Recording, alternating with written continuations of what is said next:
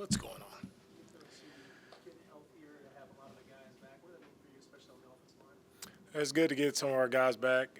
Returning. We'll see where they end up at the end of the week, but it's good to see guys back out there, and we'll keep working. Guys have been working hard while they've been away, which is the most important thing. Is when you are out, are you working? Are you putting the work in? Are you ready to contribute once you get the opportunity to come back? So you have the more enviable decision-making part of this with guys coming back. But how would you describe if there is a challenge of people who are primarily offensive tackles who could play guard, deciding how to organize that? How do you work through that kind of interesting choice? Yeah, when it comes to who's out there, we'll have the best guys out there who are available, and they'll do their best. Whatever we need, guys will be ready to go. When did you start to realize that Nico could potentially be one of the better wide receivers in the league, right? Like he's top 5 in receiving yards? Yeah, from Nico, man, I saw the things he did in OTAs and training camp. Right, he was making a ton of big plays right in training camp, OTA. So it's not surprising that he's doing that when it comes to the games. Like he's been consistent, right? He's took care of himself. He's been healthy. He's been out there every day working hard at it, and it shows, right? Really good hands. He's running off the ball like we want him to, making big-time catches for his big-time plays, and just really proud of the work that he put in the offseason, and now everyone gets to see that work, right, come to life here. Excuse me. The last 2 years, his issues were injuries. He's breaking a lot of tackles, leads the league. And did you guys put him in the weight room more? How do you explain strength that he hasn't had? Yeah, he's been working. Whether it's strength or whatever it is, the mindset for me is the main thing. Like when he catches the ball, he's thinking about going to score, and that's what we need. You had said, specifically Titus Howard earlier, you had said that the only consideration was for him to get healthy. When you think about his It's everybody, not just me. So that's something. It's nationwide. Wow. It's on your side. when you think about how he's played left guard before, he's played offensive tackle, what do you think about in terms of his ability in that decision? That's the answer right there. Next question. They don't want you to get that question out, man. We'll put the best 5 out there. We will. Again. Hey, Coach, you said you would put the best 5 out there, but can you just talk about what you've been able to see from George Fant over these last couple of weeks? Yeah, Fan has done a really good job. I thought he's been very consistent. He's gotten better week in and week out. He's gotten better, right? And I'm really pleased with what George has done. Right, he's been one of the guys who's been a staple for us up front. Him and Shaq, and they've done a really good job on the right side. CJ, you mentioned last week that he felt like he could finish drives a little bit more. What do you feel like this offense can possibly take another step, especially with guys coming back? Our offense just continue to press forward, and with everybody, with our entire team, all I want for our guys is just continue to get better. At those things, whether it's a win, right, there's always things to learn from, always things to improve upon.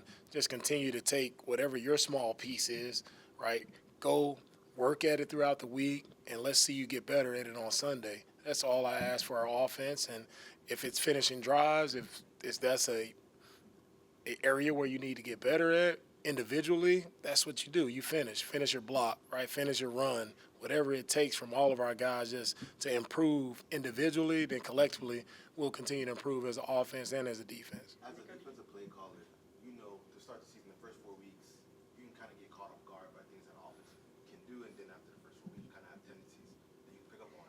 So, seeing how well CJ has started out, how do you guys go about trying to, zig while they try to zag on your tendencies that they try to pick up based on what they see on film?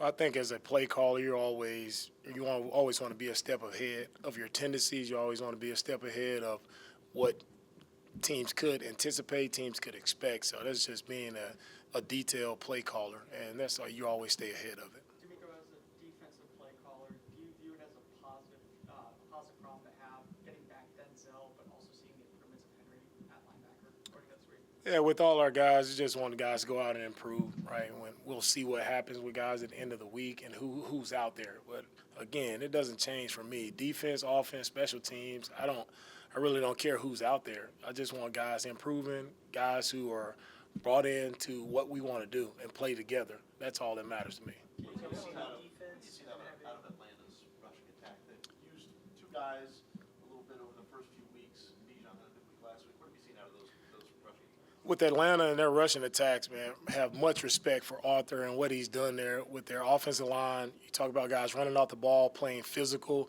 one of the best running outfits in the league, right? They're very physical, fast up front. They get to the second level. They finish their blocks. Then when you go to the backfield, right, they have three backs who can get it done. You start with Bijan. He's probably one of the most explosive, dynamic players in this league. Although he's a rookie, he's leading in a lot of statistical categories just because of when he touches the ball, he's dynamic, right? And then, with the other backs, you don't get a down off of these guys, whether it's 25 or 84, whoever touches the ball, they run with the same mindset, and that's, it's emblematic of the head coach and how they want to play. So it's have much respect for their running game, what they do, and that's where it's going to be a big task for us this week when it comes to stopping the run, because they do a really nice job of running it. And if you do stop it, they're going to continue to run. They're going to make you stop it for 4 quarters. So we have our hands full there. What have you seen from Ritter, and what are some of the challenges that he presents to you? Yeah, with Ritter, I think just how he's operating the offense, still a young player who's getting comfortable. I think he just still needs time to grow and improve, but he's doing a really good job of putting the ball where it needs to be, getting into his playmakers' hands. What they've done there in Atlanta is they surrounded him with a ton of playmakers.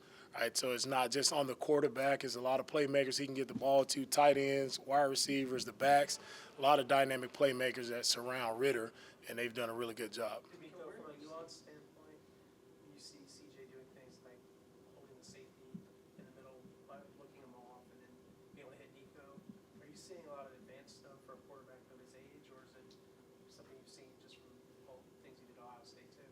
Right, his quarterback plays, he played a lot of football in college, and you're seeing some of the same things, whether it's looking off safeties, right, moving curl flat defenders, right, he's done that in college, and it continues to show. He's a good quarterback. He goes through his progression, he makes the right read, and he's able to do that because of the guys that he has up front and what they're doing to protect him. And so CJ is making some really nice throws, nice reads, and when you have a guy who's detailed and he takes the time to study and go through the progression, he knows what defenses he's facing, he knows where the problems are, and he knows where he can put the football. And he puts it in a good position where it doesn't put the team in harm. He protects the ball, he protects the team, and he's done a really good job of that. We'll close with Cole, Jonathan, Brooks, and John. DeMeco, can you kind of talk about how players such as Jesse Bates can change the game and coverage downfield? Yeah, Jesse does a good job patrolling the middle of the field. You talk about a guy who plays that robber type style. He can jump those intermediate in-breaking routes, and he can make you pay. So we have to be very aware of Jesse. He's done it for a long time there in Cincinnati, and now he's being a proven playmaker there for the Atlanta defense, and it shows. I know you came away impressed with CJ after speaking with him and his story, but how much of the film from that last game that he played against Georgia may factor into what y'all were impressed about or helped y'all kind of come to a decision that you want to possibly take this guy? Yeah, for me, with CJ and with any player, right, it's really never about one game. It's all like, who is this guy off the field, right? How does his season look? Not just one season. You go back to, his entire career there. And I continue to say about CJ and what you saw from him is just the growth in college, right? From his first time out playing, first game of the year to the last game, right, versus Georgia, you just saw growth. And that's what impressed me the most about him. It's not just that one game. It's about the growth that I saw throughout the season. With the injured reserve, you can only have 8 back designated throughout a year. How have you guys managed that with the load of injuries you've had so far this season? How do you kind of look at that for the rest of the season? Because there's 13 more weeks of it. Yeah, when it comes to the injury reserve, I don't look at fur out. Like, if a guy can be back medically, when a guy is cleared and whatever that injury dictates, how much time it takes for that guy to be back, that's when we'll bring him back. DeMeco, as a defensive coach, how much does it mean to you to get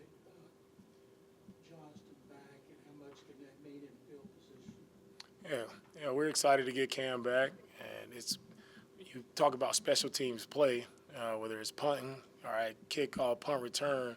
It's that battle of the hidden yardage that you really need to win in games. And if we have the opportunity to pin teams deep, right, that definitely helps the defense, right. And then when it comes to our punt return unit, right, while returners and the guys who are holding up and blocking, right, if we can gain an explosive in the punt return game, then that sets our offense up. So special teams are vital for our success, battle of the hidden yardage, and we must win it. Last one, Will. The standard obviously wasn't being hit by the offensive line in weeks 1 and 2, injuries aside. Last 2 weeks it's been very good. What was it like in that offensive room if you were in there at all with the linemen, and whether it be embarrassment or pride, or just what was that like now that you can look back on it that got them to where they are? For our entire team, the first 2 weeks just being dialed in to the details of our assignments and how we need to finish, right? And as you saw as a team, I think everybody understood that we had to learn what it takes to win, and that's everybody being dialed in, everybody finishing the proper way, everybody playing with a relentless mindset, and that's what changed for us after the first 2 weeks. Thanks, Coach. All right, thank you guys. Thank you. We'll open up locker room in about 5 minutes, then we'll bring